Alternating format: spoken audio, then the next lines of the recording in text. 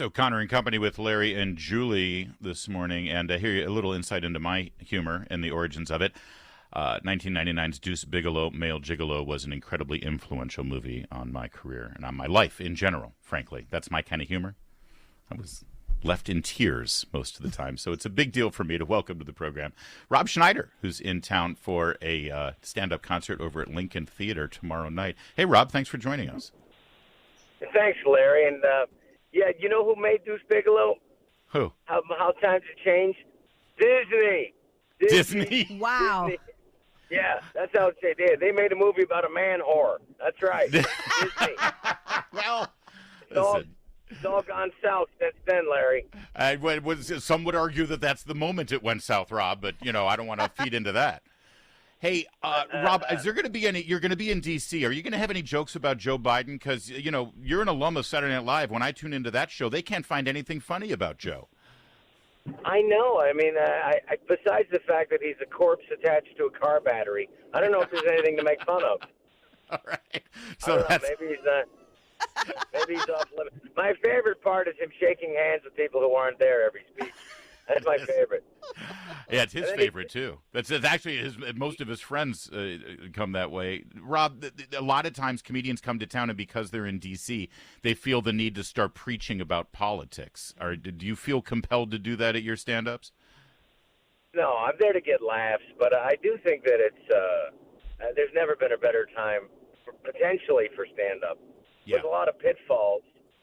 But, yeah, I mean, what you want to have is crazy things happening in society, and we do. We have the same people running this time than last time. Thank you. This is a great political system we have. It's like we have two political parties in America. That's one more than China. Thank you.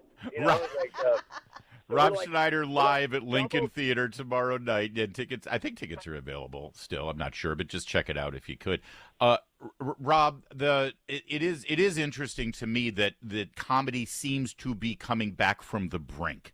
We talked about this a little bit yesterday. Is it because social media and sort of streaming services, you can get your material directly to people, so you don't have to go through, Stephen Colbert and Jimmy Fallon's gatekeepers, where you'll never get on if you don't, toe the line on their woke politics? Well, the funny thing is, the number one late night show now isn't one of those liberal. I call them liberal Klan meetings. Those shows. Yeah. It's not real comedy. It's political indoctrination in the guise of comedy. But what you have, the number one show now, Larry, is Greg Gutfeld on Fox. He's the number one late night guy.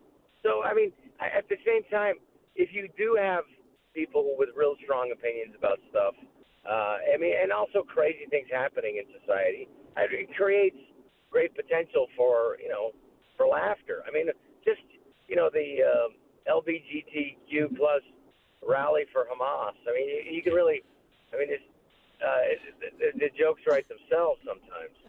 Well, listen, I had the honor of seeing your cast live back in the day, in the early 90s or mid 90s, I guess it was, and when you and Sandler and Chris and Dennis Miller, I think was Norm Macdonald obviously was amazing, but my heart still goes to Dennis Miller as the best of the Weekend Update anchors, and we miss you guys. So it's great to be able to see you continuing to do great work. And we're looking forward to the stand-up. And by the way, congratulations on your conversion and baptism to the faith, to the Catholic Church. Really inspiring, actually, to see.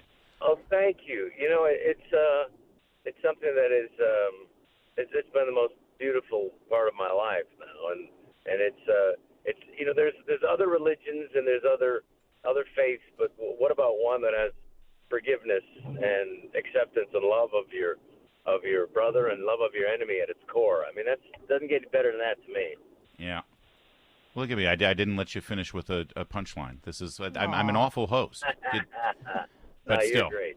You're a good man, and we're looking forward. Welcome to D.C. Right. Enjoy yourself, and we'll talk again soon. The Lincoln Theater. It's a beautiful old theater, so we'll have a good time.